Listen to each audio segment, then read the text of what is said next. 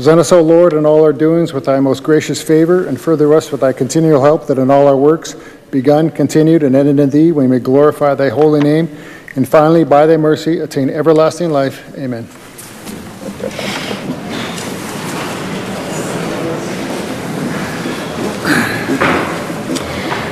Introduction of guests. I recognize the Premier. Mr. Speaker, I request leave for an extended introduction. Premier has requested leave for an extended introduction. Is leave granted? Recognize the Premier. Mr. Speaker, and thank you to the members of the House for the time here this morning, and it brings me great pleasure to introduce to you and through you to this legislature a very special guest that is seated in your gallery. And with us today, Mr. Speaker, is Mrs. Abhilasha Joshi, the Consul General of India in Vancouver, and Mr. Dinesh Mehta, the Vice Consul of India. Mr. Speaker, this is the Consul General's first official visit to Saskatchewan, and we are pleased to welcome her to this great province.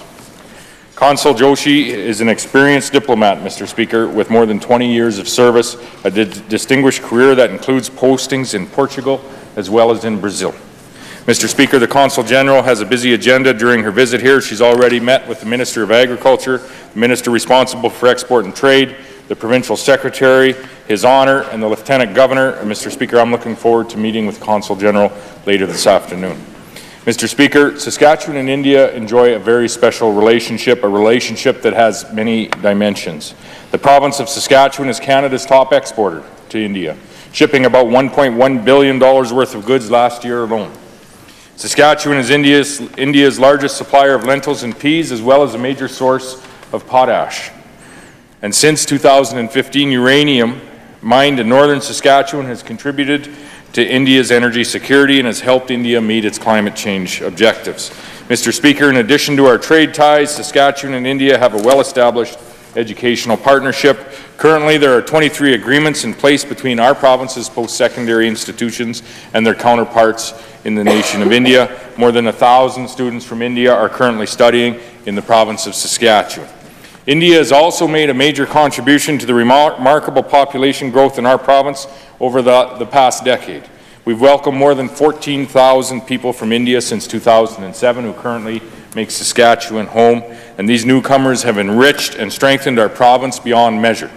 Mr. Speaker, Saskatchewan and India have a thriving commercial partnership that stretches back decades. But more than that, we are good friends. And our friendship is getting deeper by the day, and it's getting stronger each and every year. And today we are honored that our good friend, Consul General Joshi, could visit our province, and we hope that she can return very soon. Mr. Speaker, I ask all members of this legislature to join me in welcoming these guests.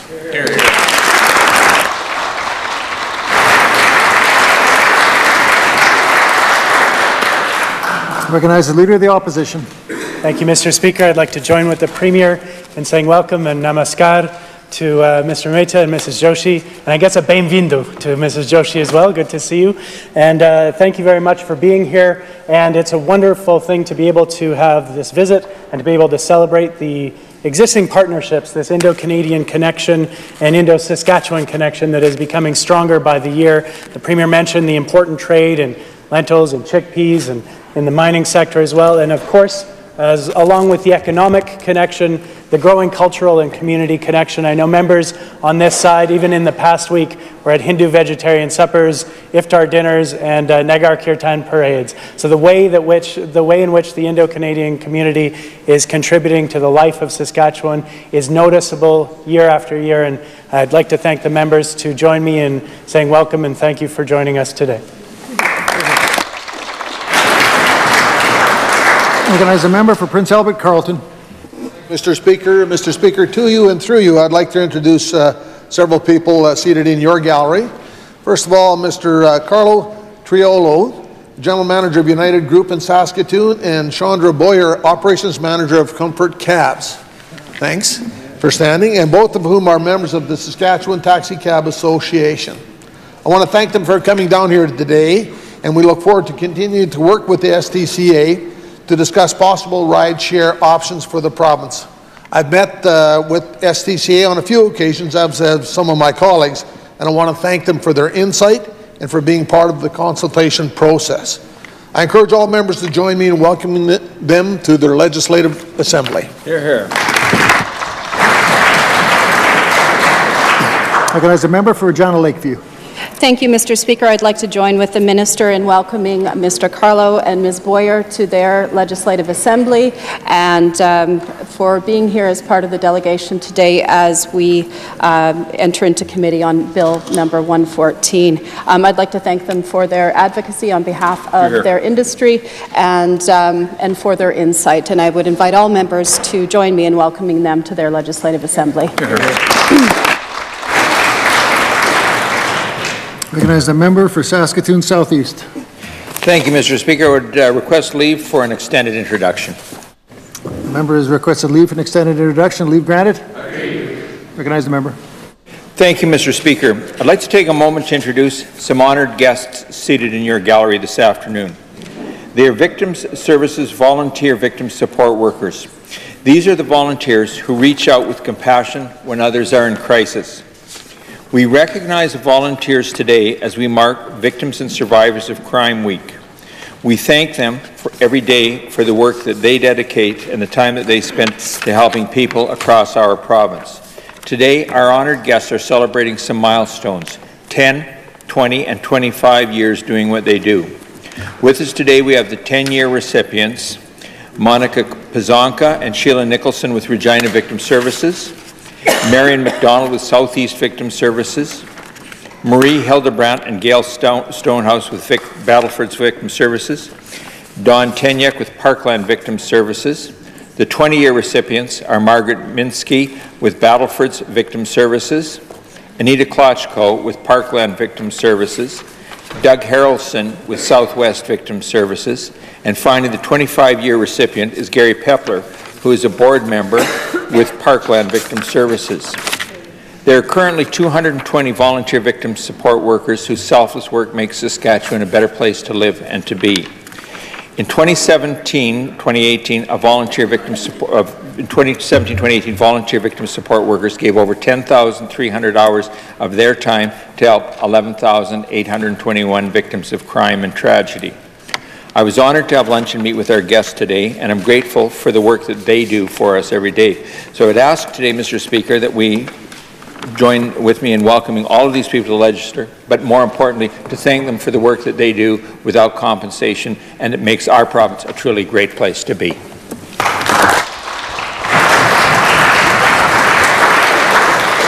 As a member for Regina Douglas Park. Thank you, Mr. Speaker. I'd like to join with the Minister in welcoming these Victim Services volunteer victim support workers here in the Legislature today. I'd like to thank them and all volunteer support workers for their selfless efforts in supporting victims through what is one of the most traumatic times in their life. Thank you so much for being here today, but also for all the work that you do. It's very important work, and we should remember to thank you and all volunteers, not just on special days like today, but every day, Mr. Speaker. I'd like to ask all members to join me in welcoming them to their Legislative Assembly. As a member for Saskatoon Stonebridge, Dakota. Thank you, Mr. Speaker. I would like to introduce Bruce Bodine, who is here today on behalf of the Saskatchewan Mining Association and Saskatchewan Mining Week. Accompanying Bruce is Tyler Hobson, Manager of Public Affairs with Mosaic. Bruce is Senior Vice President Potash for the Mosaic Company. He has contributed greatly to the Saskatchewan mining industry with his experience and professionalism. He began his career with Mosaic in 1999 as part of a predecessor company, holding leadership positions in engineering and plant management before taking on the role of Vice President Operations for Mosaic's Esterhazy and Colonsay potash production facilities. Bruce also serves as Director for the Saskatchewan Chamber of Commerce Board of Directors. Mr. Speaker, I would ask all members to join me today in welcoming Bruce and Tyler to their assembly. Thank you. As a member for Regina Rosemont. Thank you, Mr. Speaker. To you and through you, it's an honor to join with the Minister to welcome Bruce Bodine and Tyler Hobson to their assembly. Of course, I thank them for their leadership of a very important company and industry within our province, Mosaic Potash. I thank Bruce for his leadership of the Saskatchewan Mining Association. Had the privilege to join with other members on both sides of the Assembly for their Mining Week launch here today, as well as a luncheon with a speech from the President of the Canadian Mining Association. Certainly mining is incredibly important to this province, and I thank these members and their organizations for their leadership within our province. Thank you, Mr. Speaker.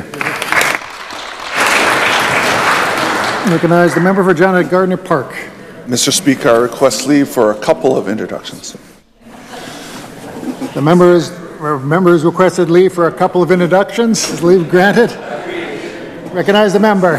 That extended, excuse me, Mr. Speaker, to you and all the members of the Assembly. It's my pleasure to introduce some special guests in the West Gallery today. Joining us are several representatives from the Saskatchewan African Canadian Heritage Museum, often known by its acronym SACM. It is a charitable organization committed to strengthening multiculturalism as well as celebrating and preserving the history, heritage, and contributions of Canadians of African ancestry.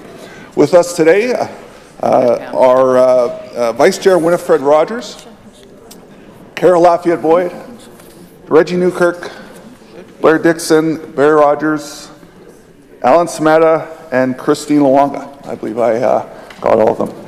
Our guests here today to join me recognize a very unique book about a special man in Saskatchewan history. Dr. Alfred Schmidt-Shad was an early Saskatchewan pioneer who left his mark as a doctor, teacher, farmer, journalist, politician, and community member. He first came to what was Saskatchewan, or what was the Northwest Territories, later became Saskatchewan in 1896. He eventually got his doctorate degree and set up a medical practice in the Melfort area, where he became an admired member of the community. In celebration of Dr. Shad's African ancestry, SACM created a children's book as a legacy project to honor Saskatchewan's shared history and multicultural heritage. Little Shad, A Story of Ujima, gives young readers the opportunity to get to know one of the country's first African-Canadian pioneers. The book was written by Alex Luonga, is beautiful, illustrated by Miriam Corner from Orange. Mr. Speaker, the story of Dr. Alfred Shad is an important chapter of Saskatchewan history, and in particular that of the Melfort area. People of African descent are a part of the founding figures of this province. Dr. Shad made important contributions to our development around the turn of the century and as Saskatchewan became a province. The Ministry of Parks, Culture and Sport and the Government of Saskatchewan have purchased copies of the book, enough for every school in the province. Furthermore, thanks to the Ministry of Education, Little Shad has been approved to be added to the curriculum for grades 1 to 5.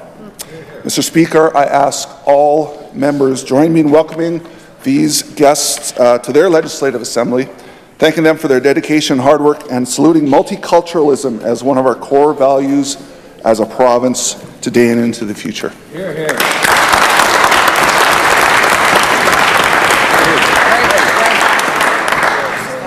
And part two here, Mr. Speaker, also in the West Gallery, I'd like you to introduce to all the members Mr. Jim Burnett, who is soon to retire from SAS Sport and Saskatchewan Lotteries after a 42-year career, including 36 years as the general manager. Jim is joined by his wife today, Kelly, his son Gordon, his daughter Samantha, and two grandsons, Hunter and Jet, are here today. Thanks for being here. Jim began his career with SAS Sport as a marketing representative in 1976. Back then, his job involved going door to door, visiting convenience stores and confectionaries to sign them up as lottery retailers. He retired from general manager in 2016 and has been working part-time with the corporation up until now. He was quite an athlete in his younger days, I understand. He was inducted into the U of R Hall of Fame in 2003 as an athlete. For more than 3.5 decades, under Jim's leadership, SAS Sport has grown to be the recognized gold standard for amateur sport governance across the country. Jim was appointed to the Board of Governors of the Western Canada Lottery Corporation in 1984 and has served our province and the thousands of beneficiaries of the lottery system on this board since that day, including 5 terms as chair of the board. Jim was also appointed as the Saskatchewan representative to the board of the Interprovincial Lottery Corporation in 1987. Jim is one of the major reasons, Mr. Speaker, our province has an enviable lottery-funded system for sport, culture, and recreation. As many members know, Saskatchewan Lotteries is the main fundraiser for more than 12,000 sport, culture, and recreation groups that provide quality activities across our province. Volunteers remain the focus of the system, and Jim has been instrumental in supporting the work of this vast network. Under Jim's leadership, SAS Sport has benefited amateur sport across the province and has been a fantastic steward of the Lotteries Trust Fund. Throughout his career, Jim ensured SAS Sport stayed true to its vision, never wavering from the belief that sport is for everyone and it does make a difference in people's lives. Thank you, Jim, for your amazing commitment to our province. I ask all members to help me congratulate Jim on a wonderful career and his enjoyable time in his retirement. Thank you for your service.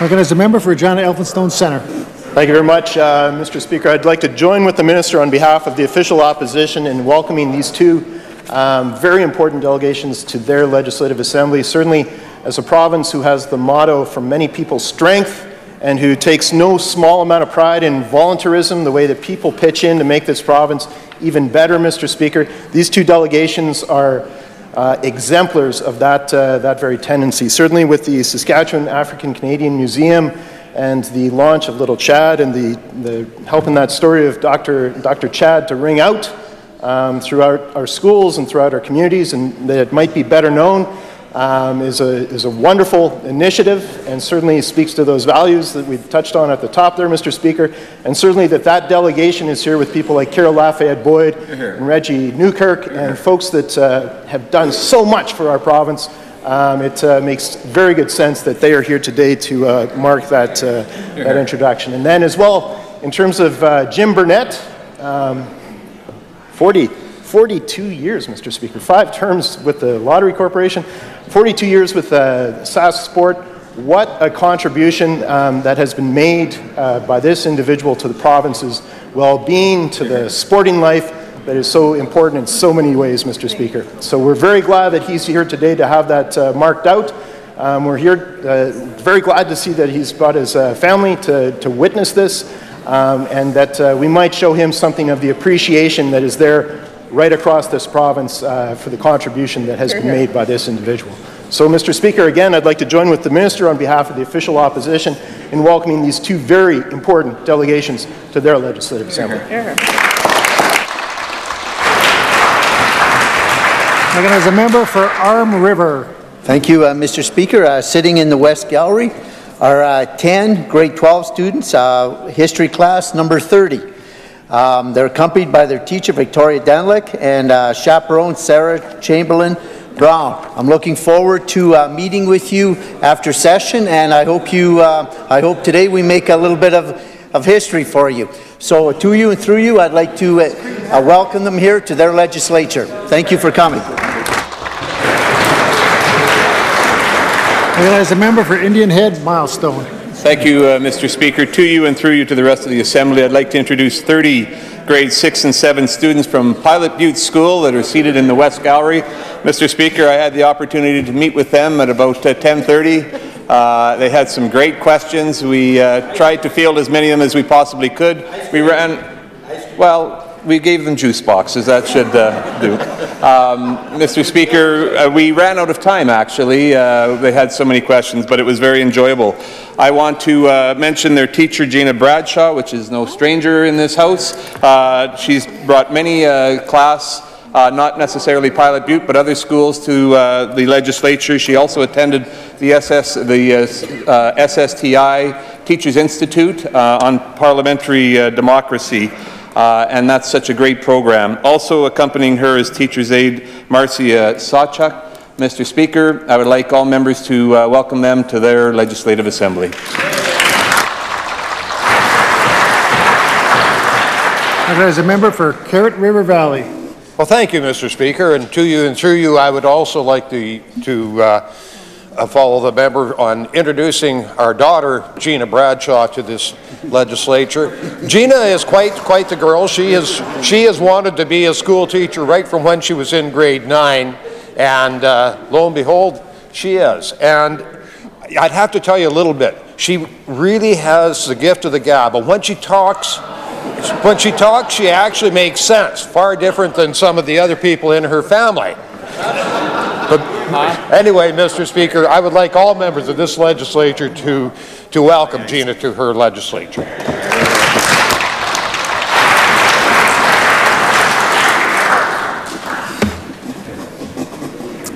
Presenting petitions. I recognize the member for Saskatoon Fairview. Thank you, Mr. Speaker. I rise today to present a petition calling on the government to restore the Saskatchewan Rental Housing Supplement. These citizens wish to bring to your attention that the Sask Party cut to the rental housing supplement shows more of the same from the Sask Party, whose cuts continually hurt the most vulnerable in Saskatchewan. I'd like to read the prayer. We in the prayer that reads as follows, respectfully request that the Legislative Assembly of Saskatchewan call on the Sask Party government to immediately restore the Saskatchewan Rental Housing Supplement, which was cut in the 2018-2019 budget. This particular petition is signed by individuals from Saskatoon, Mr. Speaker. I do so present. Hear, hear. Recognize the member for Kindersley. Thank you, Mr. Speaker. I'm pleased to rise today to present a petition from citizens who are opposed to the federal government's decision to impose a carbon tax on the province of Saskatchewan. I'd like to read the prayer. We in the prayer that reads as follows, respectfully request that the Legislative Assembly of Saskatchewan take the following action. To cause the government of Saskatchewan to take the necessary steps to stop the federal government from imposing a carbon tax on the province. Mr. Speaker, this petition is signed by the citizens of Lloydminster, Paradise Hill, and St. Walburg. I do so present. There's a member for John and Douglas Park. Thank you, Mr. Speaker. I rise yet again today to present a petition calling for critical workplace supports for survivors of domestic violence. Mr. Speaker, Saskatchewan has the very dubious distinction of having the highest rates of domestic violence amongst all the provinces in this country, and we know that we should do so much more to protect survivors of domestic violence. Mr. Speaker, for many of those who experience domestic violence, that violence will follow them to their workplace, which is why the signatories to this petition are calling for 5 days of paid leave. 17 weeks of unpaid leave should be made available to workers who are survivors of domestic violence. And that critical workplace supports made available to survivors of domestic violence should also be made available to workers living with PTSD as a result of domestic violence. Mr. Speaker, this is what those who are on the front lines of this crisis are calling for.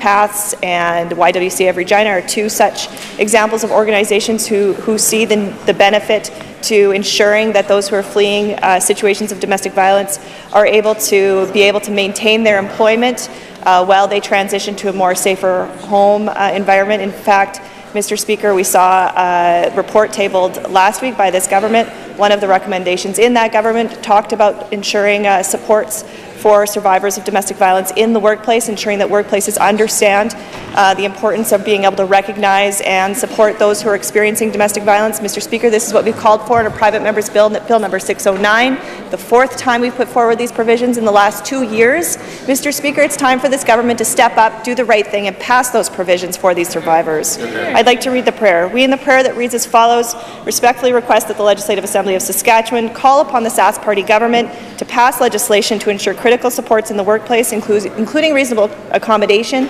and paid and unpaid leave to survivors of domestic violence. Mr. Speaker, the individuals signing the petition today come from White City and Regina. I do so present.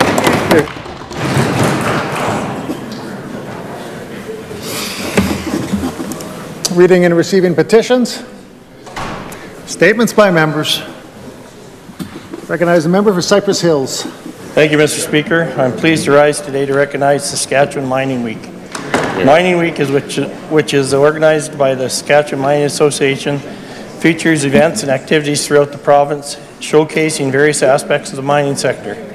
Sustaining success is this year's theme. Mr. Speaker, our mining industry employs over 30,000 people directly and indirectly in the province and produced $6.6 billion in mineral sales in 2017. The industry is one of the largest private sector employers of Indigenous people and is a major customer of Indigenous-owned businesses. Mr. Speaker, we are working to keep our mining industry competitive by introducing the Mineral Development Strategy. The Mineral Development Strategy is designed to encourage the mining industry to conduct more exploration in Saskatchewan and specifically to take advantage of significant unrealized base metals potential in Creighton and Denair Beach. Global competitiveness is extremely important and is vital to ensuring our mining industry remains the best in the world, which has turned and contributes to the quality of life we have in the province. Mr. Speaker, on behalf of the entire Assembly, I'd like to thank the Saskatchewan Mining Association and the mining companies operating in the province and the workers that make our industry a success. Thank you, Mr. Speaker. As a member for Saskatoon Riversdale. Thank you, Mr. Speaker. I rise today to recognize the 100th anniversary of the Saskatoon Firefighters Union, the International Association of Firefighters Local 80.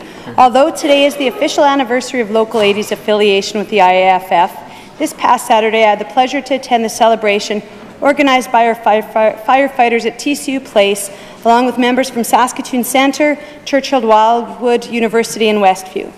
Local 80 was the second affiliated firefighters union in Canada, and for 100 years they've been fighting for workers' rights and safety and contributing much to Saskatoon by way of their community involvement.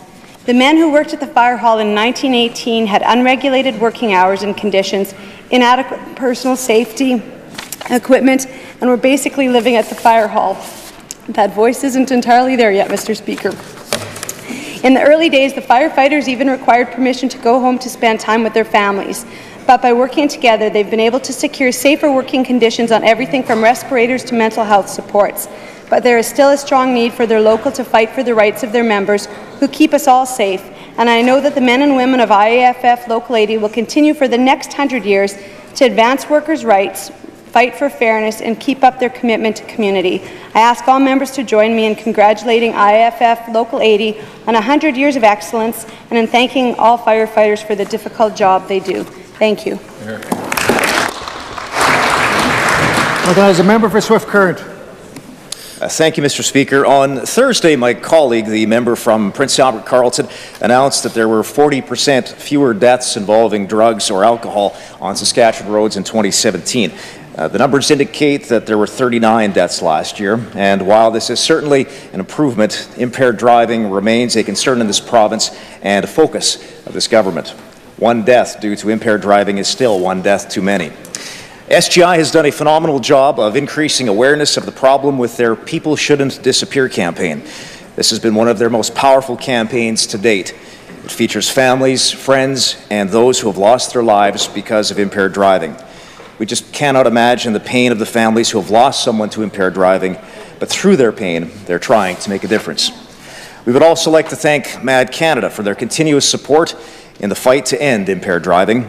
Patricia Hines-Coates, president of MAD Canada, stated that, quote, "The significant decline in impaired driving deaths in Saskatchewan is a powerful illustration of the impact of strong laws and effective ongoing awareness efforts." We agree, and that is why we will continue with our work. Thank you again to the families, SGI, and MAD Canada for helping to change the culture of impaired driving in Saskatchewan. As a member for Prince Albert Northcote. Thank you, Mr. Speaker.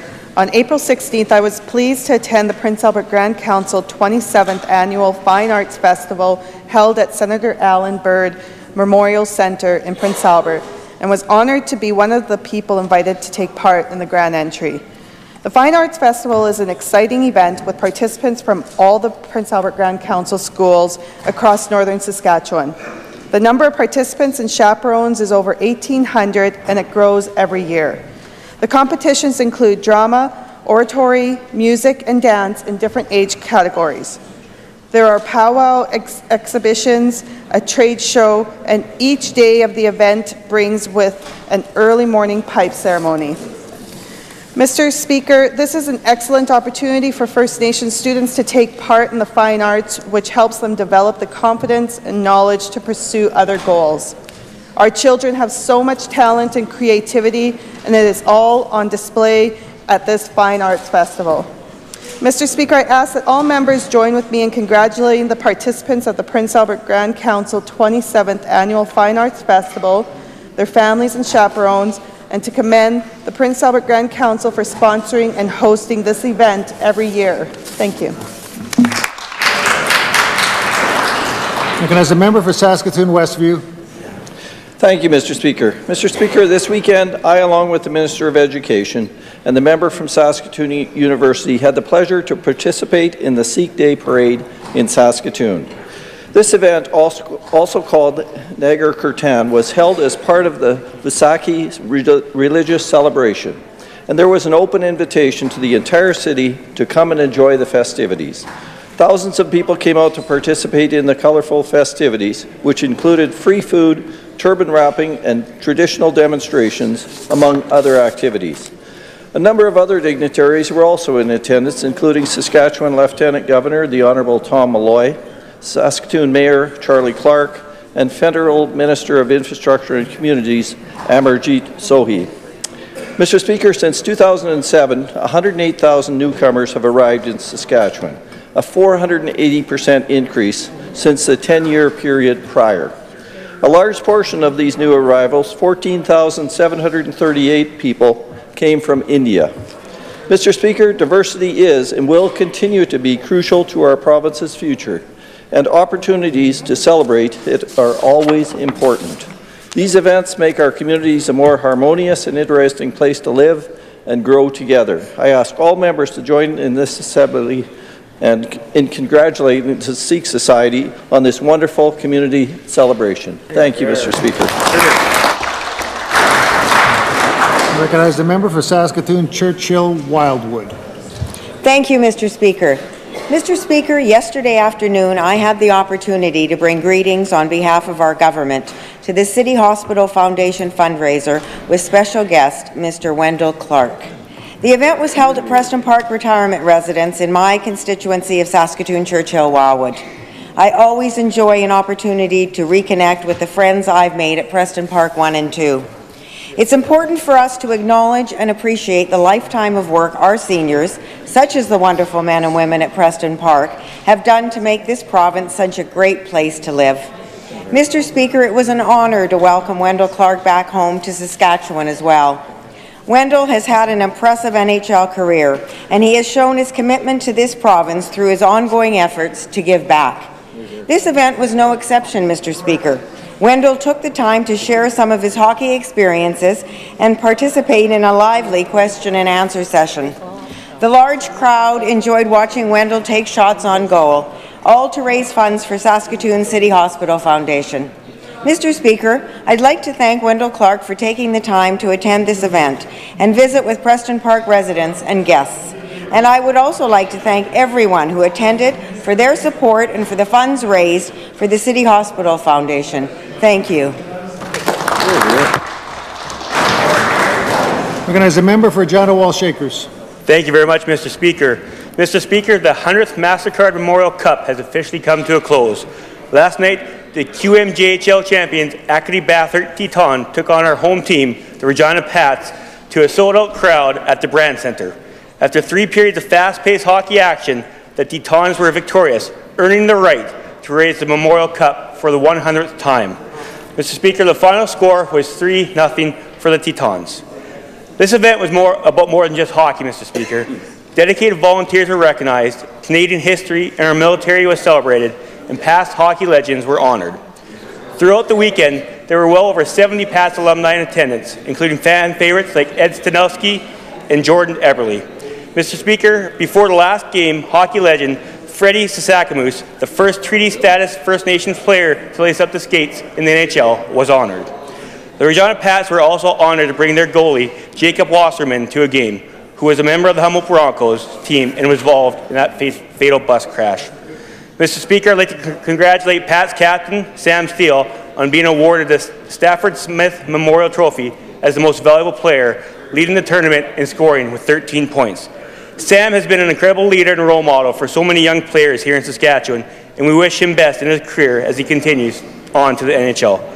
I now ask all members to please join me in congratulating the 100th MasterCard Memorial Cup Host Committee, the Regina Pat staff and players, the CHL, and all the dedicated volunteers for putting on this historic event. Thank you, Mr. Speaker.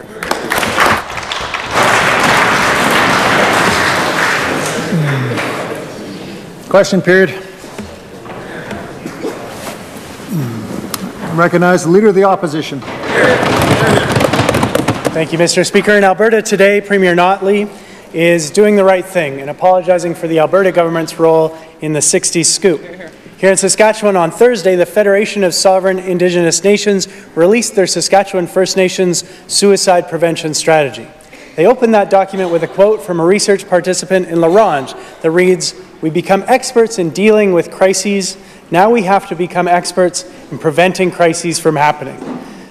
First Nations leadership are experts in the needs of their communities, and I want to thank the FSIN for their care, attention, and work that went into creating a document that really addresses the unique needs of First Nations communities when it comes to preventing suicide. The stated goal of the strategy is to achieve equality of health outcomes between First Nations and non-First people, and to lower the death by suicide of First Nations people to that of non-First people in the province. Certainly, Mr. Speaker, this is a laudable goal and something that both sides of the House can agree on as a much-needed priority.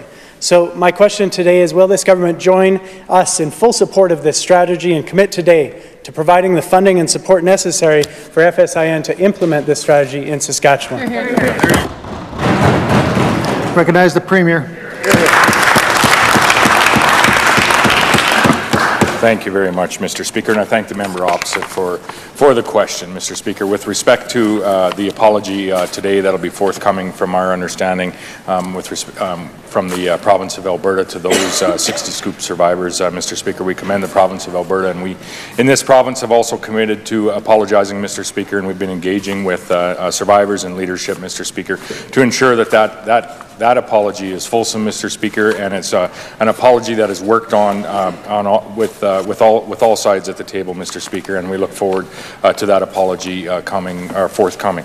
Mr. Speaker, with respect to the First Nation or the FSIN suicide prevention strategy, Mr. Speaker, first and foremost, our hearts go out to anyone in this province, any family in this province, Mr. Speaker, that has lost a loved one, has lost a member of their community, Mr. Speaker, or in any way has been affected by suicide. Mr. Speaker, our government also appreciates the effort and the conversation and the goals that are being put forward and the strategy that is being put forward by FSIN, Mr. Speaker, and our ministries, Ministry of Health, Minister of Social Services, Mr. Speaker. We'll be reaching out, we'll be working with the FSIN where our targets, our strategies align, Mr. Speaker, and we'll be working very closely where the opportunity presents itself, Mr. Speaker, with the FSIN and with other organizations across the province of Saskatchewan as well. Recognize the Leader of the Opposition. Mr. Speaker, this strategy was created in response to the lack of action from both the federal and provincial governments in response to the suicide crises. Despite continuously high rates of suicide in Indigenous communities, this government has failed to prioritize the development of a suicide prevention strategy. The FSIN identified in their report a need for better leadership at the provincial level. This government has continued to underserve First Nations and Métis communities, ignore the high rates of suicide, underfund programs that provide mental health supports for Métis and First Nations people, and continues to fail to address the ongoing history of systemic racism that really deserves the attention that is long overdue. Mr. Speaker, we need to take ownership over this ongoing crisis and show real leadership in preventing suicide in Saskatchewan. However, the FSIN strategy also noted that Saskatchewan has no provincial suicide prevention strategy and apparently no plans to develop one. Will this government take the lead from the FSIN, finally take the alarming rates of suicide in Saskatchewan seriously, acknowledge the work to be done, and commit today to the adoption, expansion, and implementation of such a strategy for the entire province? Recognize the Premier. Thank you very much, Mr. Speaker. And as I said, we will work closely with the FSIN and other organizations across the province, Mr. Speaker, to ensure that the strategies that we put in place, Mr. Speaker, in our communities, whether they be Aboriginal communities or not, Mr. Speaker, are consistent across the province of Saskatchewan. We'll be looking, as I said, from ministries within the government of Saskatchewan at the FSIN's recommendations, Mr. Speaker, and we'll be looking to align any opportunities that we have, Mr. Speaker, with the recommendations that have been put forward by the FSIN, Mr. Speaker, with those ongoing efforts to help reduce the risk of suicide, Mr. Speaker, in communities across the province of Saskatchewan. We'll continue to work with all of the partners in our province, Mr. Speaker, including the FSIN, to ensure that we can help address, Mr. Speaker, in an increased fashion the mental health needs of all Saskatchewan residents, Mr. Speaker, in all communities. Recognize the Leader of the Opposition. Thank you, Mr. Speaker.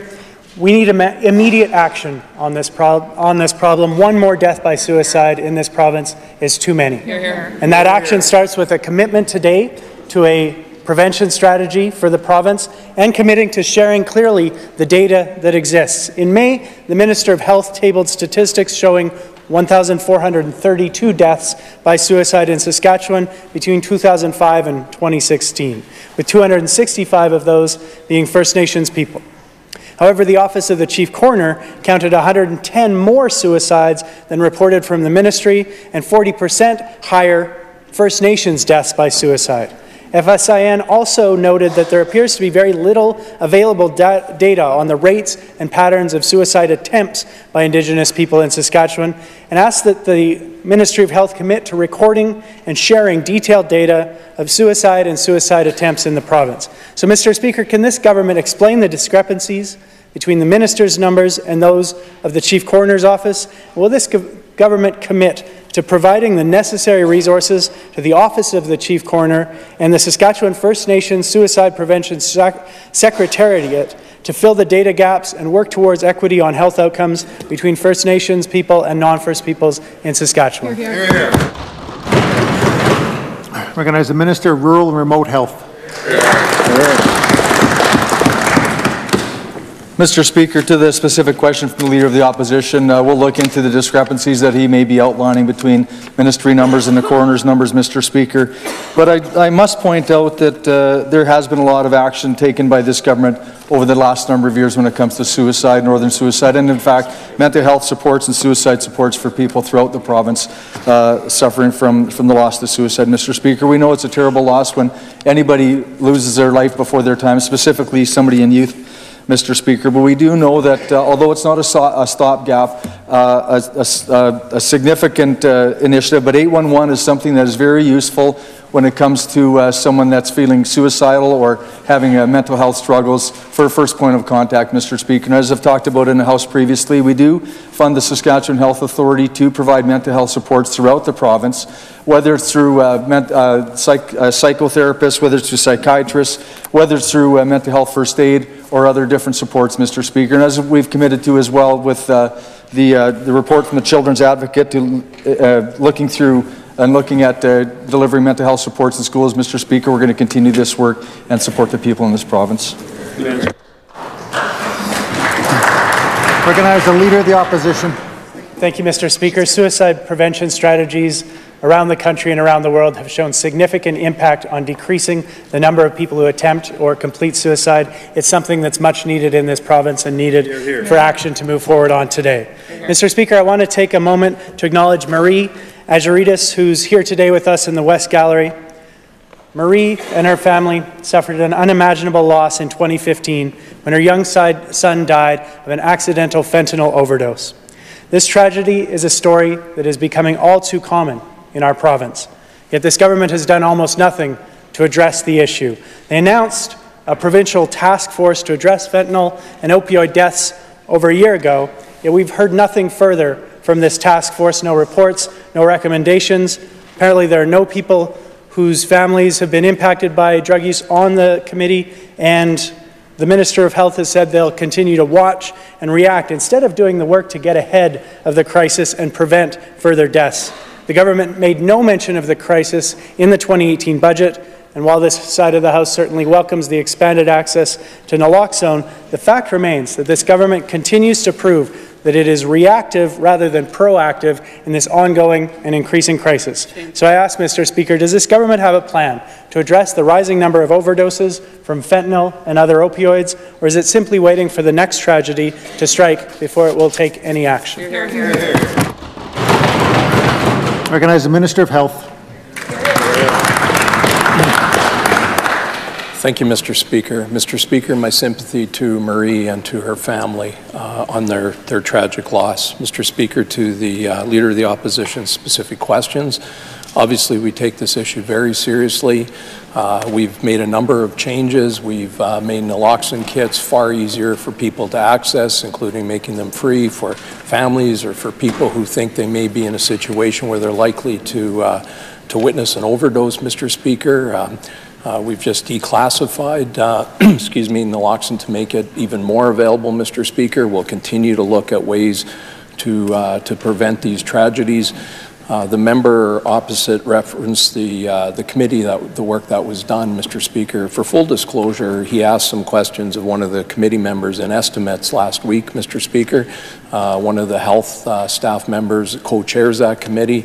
The committee is about improving communications between health and justice and other ministries that are dealing with this crisis, Mr. Speaker. They're continuing to expand their work, and on subsequent questions, Mr. Speaker, I'd be prepared to elaborate on that. Thank you, Mr. Speaker. Recognize the Leader of the Opposition. Thank you, Mr. Speaker. A harm reduction approach decreases overdoses, prevents transmission of HIV and hepatitis C, and connects people battling addictions to treatment. During the Sask Party leadership race, the Premier was asked by the Leader Post whether, I'll quote the question, do you support needle exchange programs and or safe injection sites for drug users? He responded, quote, no. The province will continue to provide current services for people who are suffering with substance abuse. Now, this statement also not only tells us that the Premier continues to conflate substance abuse with addiction, a potentially dangerous perspective that places blame on people suffering from trauma and underlying mental illness, but also that the Premier is not aware of the breadth of services already available for people with addictions in Saskatchewan, where needle exchange programs are part of the programs that exist. Nor does he appear to recognize the value of life-saving harm reduction programming in our province. Now, this government has continued to ignore the research and the evidence of the success of harm reduction in supporting people with addictions. So my question to the Premier, since he's taken this new role, has he done his homework on this file? And will he support a harm reduction approach, looking at all of the options to battle addictions and provide real and effective avenues to safe, compassionate treatment for people with addictions? I recognize the Minister of Health. Mr. Speaker, I'll ignore the sarcastic approach to a very serious conversation, Mr. Speaker, that needs to be had. Mr. Speaker, on the opioid crisis, certainly, as I mentioned, we've taken an approach to make naloxone more available, Mr. Speaker. We continue to watch what Alberta and BC are doing because, unfortunately, they've been far greater impacted than we have on this, Mr. Speaker. But even one death is too many, Mr. Speaker. So obviously, we take this issue very seriously, and we do fund some harm reduction sites, as the member opposite knows. Mr. Speaker, we're extremely concerned about this. We're going to watch for best practices in neighboring provinces. The committee is going to continue to do their work to improve communications between the different ministries. Mr. Speaker, we're very concerned. We're going to continue with the work. Thank you, Mr. Speaker. I recognize the Leader of the Opposition. Mr. Speaker, this is an extremely serious topic and a serious question posed to the Premier. His words stated that he was opposed to needle exchange and opposed to safe injection sites, which, to my mind, really begs a very serious question. Does he understand harm reduction? Does he understand its importance in decreasing HIV and hepatitis C transmission, its importance in preventing the overdoses that need to be addressed in this province, its importance in connecting people to the addictions treatments they need to get off drugs? Does he support harm reduction, or is he against it? I recognize the Minister of Health.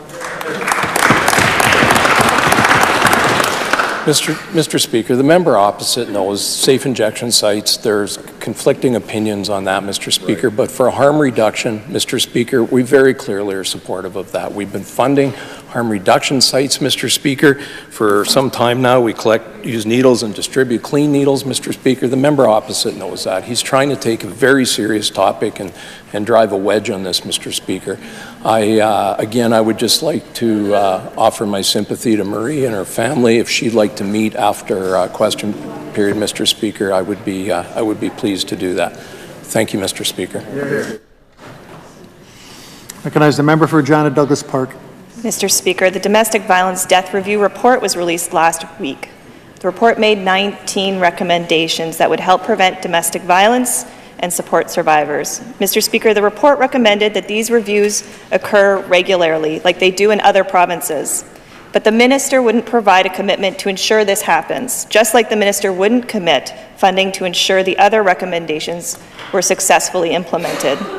They say they support this report and its recommendations, but the Sask Party government has shown no commitment to act upon them.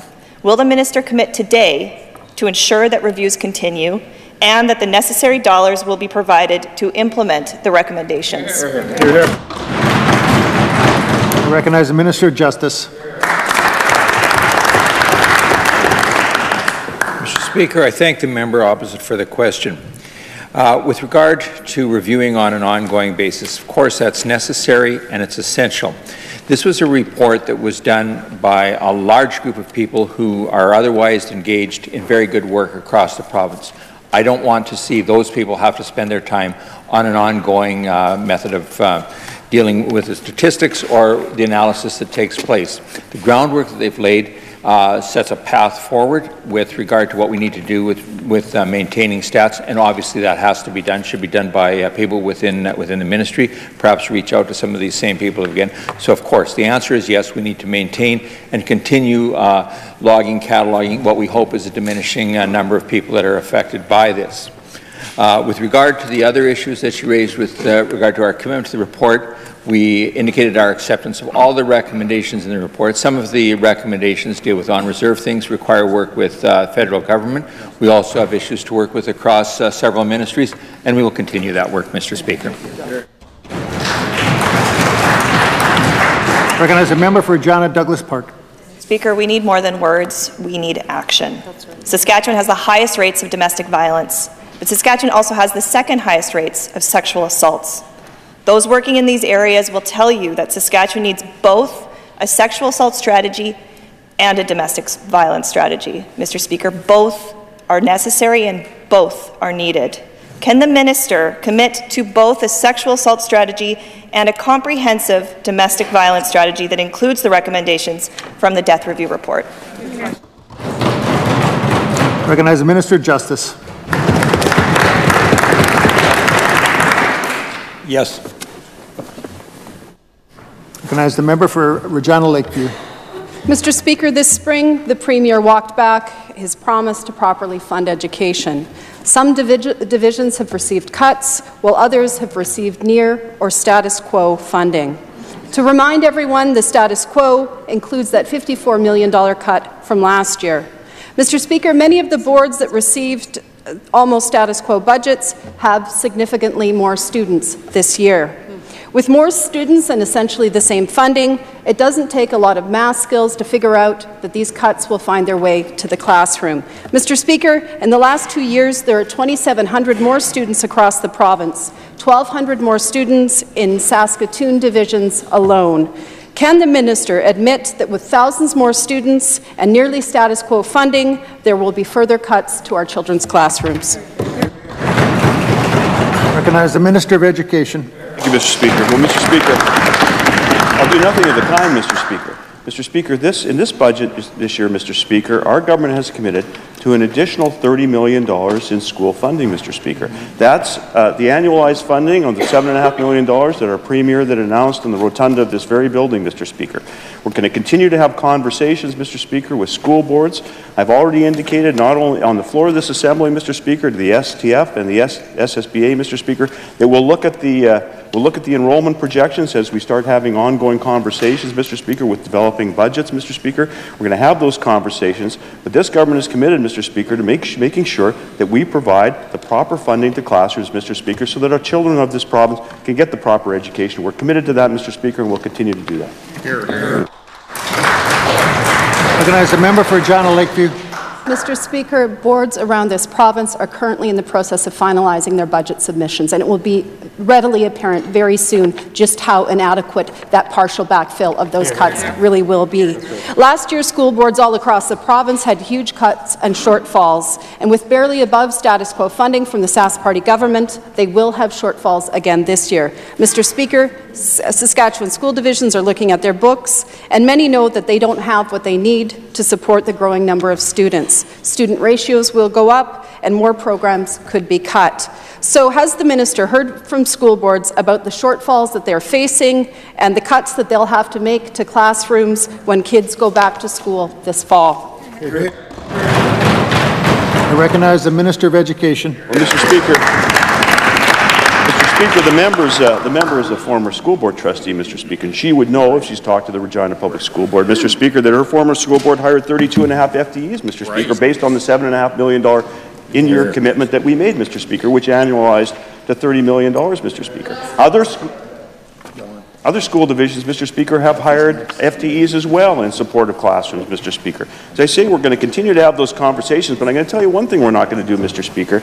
We're not going to burden those children in the classrooms with $2.5 billion worth of annual operating debt, which has been proposed, Mr. Speaker, by the Leader of the Opposition, only to have it paid down, Mr. Speaker, by using a carbon tax. Recognize the member for Saskatoon-Newtana. Thank you, Mr. Speaker. The West Regina Bypass Agreement signed in March of 2014 contains some astonishing payments from the Ministry of Highways to the GTH for borrow land, or dirt, as well as the right-of-way for the actual West Bypass. Ironically, or perhaps deliberately, the total deal adds up to the same price that the GTH paid to Anthony Marquardt for the infamous East parcels, which was well above the appraised value. After 4 years of waiting to see if the dirt was good enough, the West Regina Bypass Agreement was cancelled in March of this year. Mr. Speaker, last week the Minister of Highways displayed a shocking lack of knowledge about this multi-million-dollar dirt deal at the GTH. When asked if Highways knew before it went and purchased these borrow pits, the Minister deflected and said, quote, "You would have to ask the previous Minister. I wouldn't know the dates and details." Well, Mr. Speaker, I hope he's had a chance to swivel his chair around and ask the former minister, the member from Indian Head Milestone, how they came up with this wonky deal. In order for the public to find out how that ill-conceived deal was structured, will he arrange to have the former minister appear before a committee for questioning? Recognize the Minister of Justice.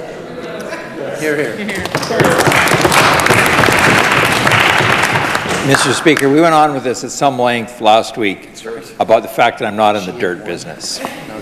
And Mr. Speaker, if the members opposite want to spend time in the dirt, I don't object to where they want to spend their time. But Mr. Speaker, our goal with the Global Transportation Hub is to move it forward, to find some tenants that want to occupy the property, to finish the Regina Bypass, which will tie directly into it, to look at where we do with railway connections to it, and to look at employing even more people that will move into the Global Transportation Hub. Mr. Speaker, the members opposite know full well that there's an investigation underway. We have absolutely no control over what takes place with the RCMP, with the prosecutors in Manitoba. Those are things we ought not have any involvement in. And Mr. Speaker, we're not going to. So if they want to go back and review, well, the member also said, what's our point? Well, the point is they're asking questions about it, and we're saying those are things we can't answer. Recognize the member for Saskatoon-Newtana.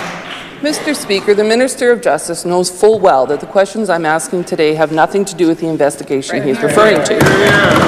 But perhaps the member from Martensville could shed some light on this unusual multi-million-dollar dirt deal. Now, an interesting part of the 2014 deal is found in sections 11 and 12, where Highways paid in advance an additional down payment of $3.6 million to the GTH for stockpiling and hauling dirt on the main GTH footprint. Now, this is weird because it's the same land that they are now busy trying to sell for $250,000 an acre.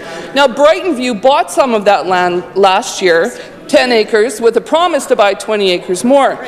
Last week in media scrums, the minister didn't answer the question about this additional $3.6 million down payment on the Brighton View land. He was very clear, though. He said the GTH would pay back the money for the unused borrow as that land is sold to others. So, my question to the Minister of Highways, did the GTH return the sale price of the Brightonview land back to Highways since it obviously isn't being used for stockpiling dirt? Hear, hear. Recognize the Minister of Highways.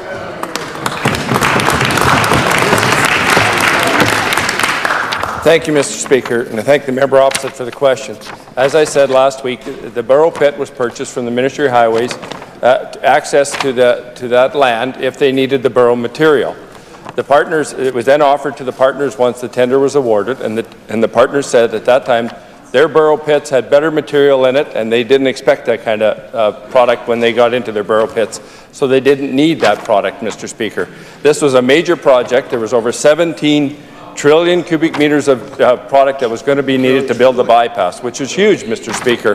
This was all in regards to that. And as a result, when they're not using that borough material, Mr. Speaker, the agreement was signed with the Global Transportation Hub and the Ministry of Highways that once that land was sold, that price would be paid back to the Ministry of Highways, Mr. Speaker.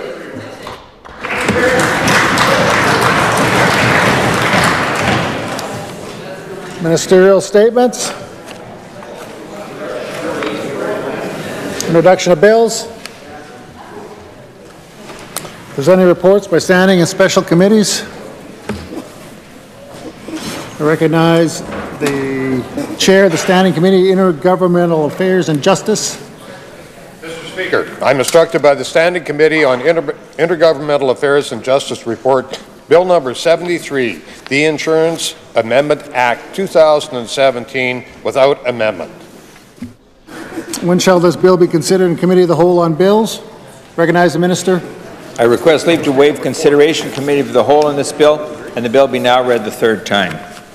The Minister has requested leave to waive consideration Committee of the Whole on Bill number 73, the Insurance Amendment Act 2017, and that the bill be now read a third time. Is leave granted?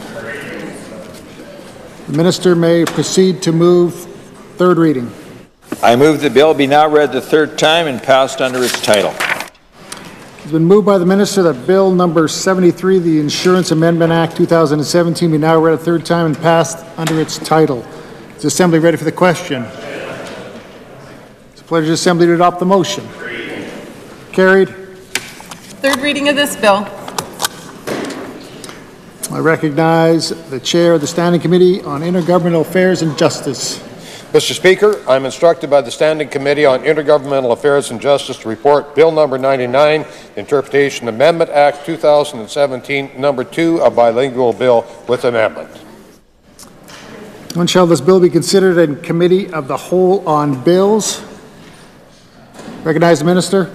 I request leave to waive consideration Committee of the Whole on this bill, and the bill and its amendments be now read the third time. Minister has requested leave to waive consideration Committee of the Whole on Bill number 99, the Interpretation Amendment Act 2017, number 2, and that the bill and its amendments be now read the third time. Is leave granted? When shall the amendments be read a first time? The amendments be now read a first and second time. Moved by the Minister that the amendments be now read a first and second time. It's a pleasure to the Assembly to adopt the motion. Carried. First and second reading of the amendment. Minister may proceed to move third reading. That the bill be now read the third time and passed under its title.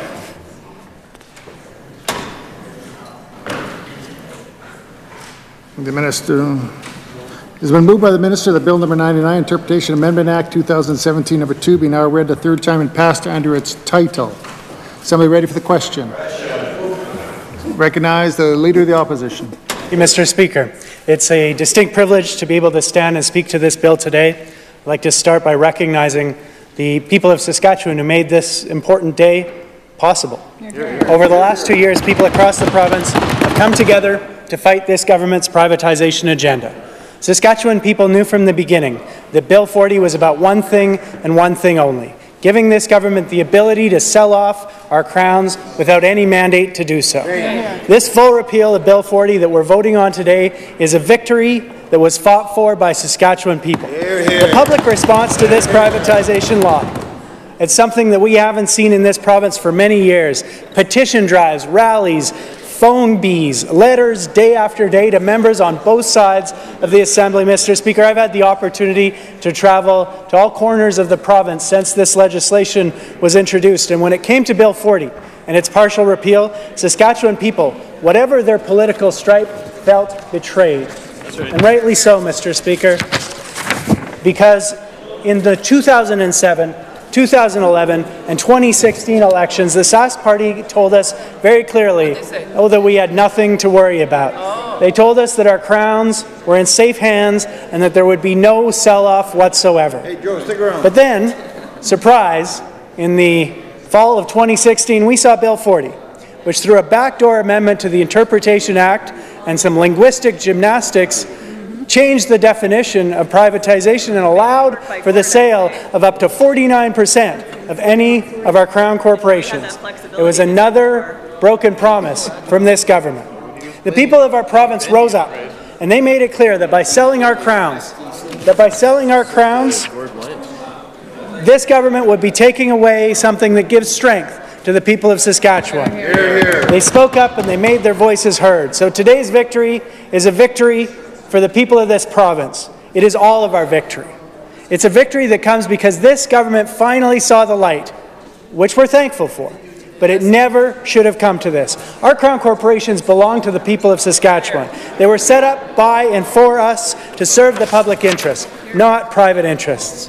They send hundreds of millions of dollars in dividends to provincial coffers to pay for schools, hospitals, and highways. They create good-paying jobs in communities in every corner of Saskatchewan, but shamefully, it's too late for some of our crowns. ISC and 40 SLGA stores have already been sold off under Sask Party's watch.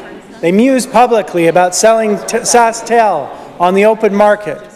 And STC, our provincial transportation company that connected our province, a lifeline for so many communities, was scrapped and sold off using the wind-down provision of Bill 40. So it's too late for that decision, that terrible decision with which this government plowed ahead to eliminate this valuable public service that connected Saskatchewan people from Meadow Lake to Maple Creek, providing independence to our seniors, getting patients the access to the care they need, and connected families to loved ones. In this session, we heard from people with disabilities who came into this House to tell us the way that they feel trapped in their communities, the way that their independence has been taken away. But to this day, the government admits they did no research, no economic impact analysis on what the full cost of selling off STC would be. Well, it may be too late to stop those sell-offs that the Sask Party has already rushed ahead with. But it's not too late to commit to undoing the damage they've done. Rest assured, New Democrats will build back a transportation network that reconnects our province once again. So we're glad, we're relieved to see this full repeal of Bill 40. We're under no illusions that this is over. We're in no way filled with confidence that this Sask Party can be trusted with our crowns. We know they're going to keep trying to contract out, carve off everything they can, sell off any parts of these crowns that aren't nailed down. We know it was no accident that SLGA was removed from the Crown Protection Act, and they haven't said yet. They haven't been open yet about whether they think they can wind down any of our other crowns without Bill 40. But whatever they try to do, New Democrats will be there. It's time. A little order on this side of the House, please.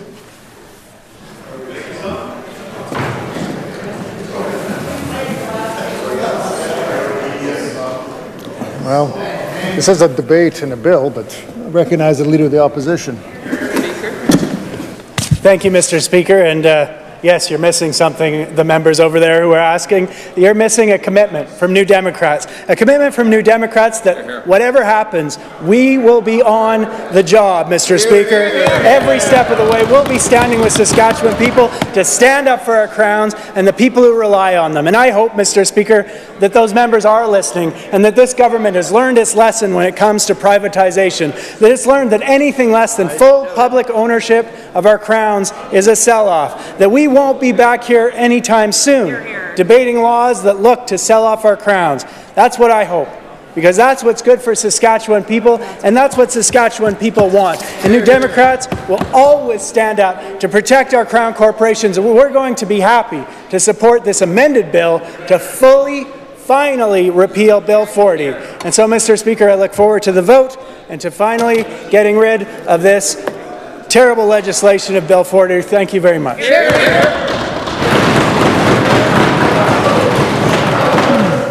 Assembly ready for the question. Pleasure of the Assembly to adopt the motion. Nope. Division. Standing.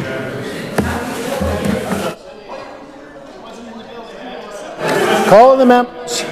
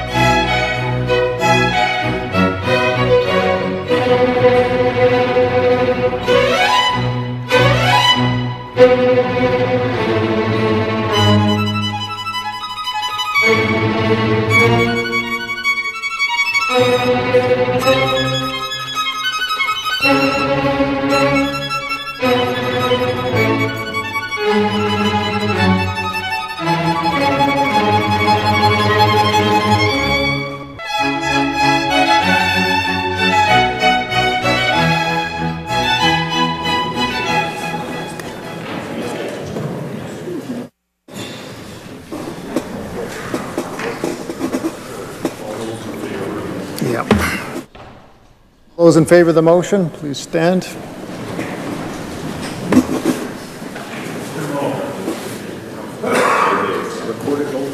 Yes. Ms. Beaudry Miller. Yes. Mr. Merriman. Yes. Mr. Stewart. Yes. Mr. Ryder. Yes. Mr. Wyant. Yes. Mr. Morgan. Yes. Ms. Harpower. Yes. Mr. Duncan. Yes. Mr. Merritt. Yes. Mr. Hargrave. Yes. Mr. D'Autremont. Yes. Mr. Cox. Yes. Mr. Mikowski. Yes. Ms. Tell. Yes. Ms. Eyre. Yes. Mr. Burkett. Yes. Mr. Harrison. Yes. Mr. Ottenbright. Yes. Mr. Cheveldayoff. Yes. Mr. Weeks. Yes. Mr. Hart. Yes. Mr. Kirsch. Yes. Mr. Bradshaw. Yes. Mr. Fayez. Yes. Ms. Ross. Yes. Ms. Carr. Yes. Mr. Lawrence. Yes. Ms. Young. Yes. Ms. Wilson. Yes. Mr. McMorris. Yes. Mr. Mitchelson. Yes. Mr. Bonk. Yes. Mr. Doak. Yes. Mr. Steinley. Yes. Mr. Hindley. Yes. Mr. Buckingham. Yes. Ms. Lambert. Yes. Mr. Dennis. Yes. Mr. Nerline. Yes. Mr. Steele. Yes. Mr. Gowdy. Yes. Mr. Olawson. Yes. Mr. Francis. Yes. Mr. Miley. Yes. Mr. Vermette. Yes. Mr. Witherspoon. Yes. Ms. Beck. Yes. Ms. Sproul. Yes. Ms. Rancourt. Yes. Ms. Mowat. Yes. Ms. Sarr. Yes. Mr. McCall. Yes. Mr. Belanger. Yes. Ms. Chartier. Yes. Yes. Thank you for your support, Bud. Couldn't have done it without you.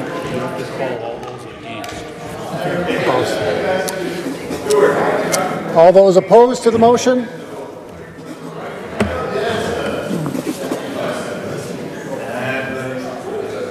Mr. Speaker, those in favor of the third reading motion 55, those opposed nil.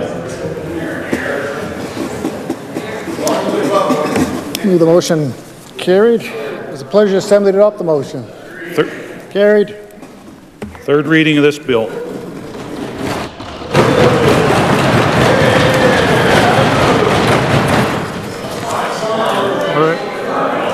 I recognize the Chair of the Standing Committee on Intergovernmental Affairs and Justice. Mr. Speaker, I am instructed by the Standing Committee on Intergovernmental Affairs and Justice report Bill number 103, the Land Contracts Actions Act 2017, without amendment. When shall this bill be considered in Committee of the Whole on Bills? Recognize the Minister. Request leave to waive consideration committee of the whole on this bill, and the bill be now read the third time. The Minister has requested leave to waive consideration Committee of the Whole on Bill number 103, the Land Contracts Actions Act 2017, and that the bill be now read a third time. Is leave granted? Minister may proceed to move third reading. I move the bill be now read the third time, and passed under its title.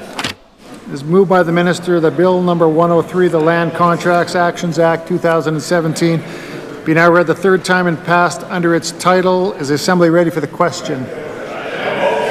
It's a pleasure of the Assembly to adopt the motion. Carried. Third reading of this bill. Recognize the Chair of the Standing Committee on Intergovernmental Affairs and Justice. Mr. Speaker, I am instructed by the Standing Committee on Intergovernmental Affairs and Justice to report Bill number 106, the Missing Persons and Presumption of Death Amendment Act 2017, without amendment. When shall this bill be considered in Committee of the Whole on Bills? I recognize the Minister. I request leave to waive consideration committee of the whole on this bill, and the bill be now read the third time. The Minister has requested leave to waive consideration in Committee of the Whole on Bill number 106, the Missing Persons and Presumption of Death Amendment Act 2017, and that the bill be now read a third time. Is leave granted? The Minister may proceed to move third reading. I move that the bill be now read the third time and passed under its title. It has been moved by the Minister that Bill number 106, the Missing Persons and Presumption of Death Amendment Act 2017, be now read the third time and passed under its title. Is the Assembly ready for the question? It is a pleasure of the Assembly to adopt the motion. Carried. Third reading of this bill. I recognize the Chair of the Standing Committee on Intergovernmental Affairs and Justice. Mr. Speaker, I'm instructed by the Standing Committee on Intergovernmental Affairs and Justice to report Bill number 111, the Municipal Tax Sharing Potash Amendment Act 2017, without amendment. With amendment. With amendment. Mr. Speaker. I'm sorry, I read that through rather quickly. It's with amendment. When shall this bill be considered in Committee of the Whole on Bills? I recognize the Government House Leader. I request leave to waive consideration in Committee of the Whole on this bill and that the bill and its amendments be now read the third time. Government House Leader has requested leave to waive consideration in Committee of the Whole on Bill number 111, the Municipal Tax Sharing Potash Amendment Act 2017, and that the bill and its amendments be now read a third time. Is leave granted? When shall the amendments be read a first time? I move that the amendments be now read a first and second time. Moved by the Government House Leader that the amendments be now read a first and second time. Is the pleasure of the Assembly to adopt the motion? Carried. First and second reading of the amendments. The Government House Leader may proceed to move third reading. I move that the bill now be read the third time and pass under its title. It has been moved by the Government House Leader that Bill number 111, the Municipal Tax Sharing Potash Amendment Act 2017 be now read the third time and passed under its title. Is the Assembly ready for the question? Is the pleasure of the Assembly to adopt the motion? Carried. Third reading of this bill. I recognize the Chair of the Standing Committee on Intergovernmental Affairs and Justice. Thank you, Mr. Speaker. I'll get it right this time. Mr. Speaker, I'm instructed by the Standing Committee on Intergovernmental Affairs and Justice to report Bill number 113, the Planning and Development Amendment Act 2017, without amendment. When shall this bill be considered in Committee of the Whole on Bills? I recognize the Government House Leader. I request leave to waive consideration in Committee of the Whole on this bill and that the bill be now read a third time. Government House Leaders requested leave to waive consideration in Committee of the Whole on Bill number 113, the Planning and Development Amendment Act 2017, and that the bill be now read the third time. Is leave granted? Government House Leader may proceed to move third reading. I move that the bill be now read the third time and pass under its title. It's been moved by the Government House Leader that Bill number 113, the Planning and Development Amendment Act 2017 be now read the third time and passed under its title. Is the Assembly ready for the question? It's a pleasure of the Assembly to adopt the motion. Carried. Third reading of this bill. I recognize the Chair of the Standing Committee on Human Services. Mr. Speaker, I am instructed by the Standing Committee on Human Services to report that it has considered certain estimates and to present its sixth report. I move that the sixth report of the Standing Committee on Human Services be now concurred in. It has been moved by the Chair that the sixth report of the Standing Committee on Human Services be now concurred in. What's that?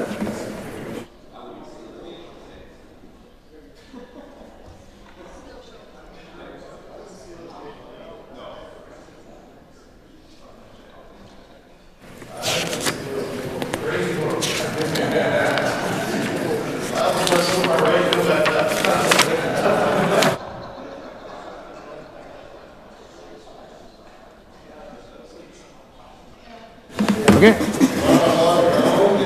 It has been moved by the Chair that the sixth report of the Standing Committee on Human Services be now concurred in. Is the Assembly ready for the question?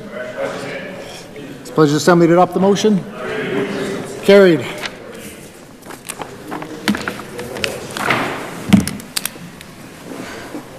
Recognize Government House Leader. Thank you. All written questions here. I did that. Order, hang on.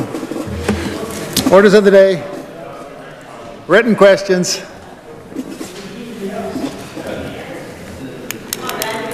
Written question number 294, asked by Ms. Sproul. Government Whip. Thank you, Mr. Speaker. I wish to table the answers to questions 294 through 300. Table 294 to 300.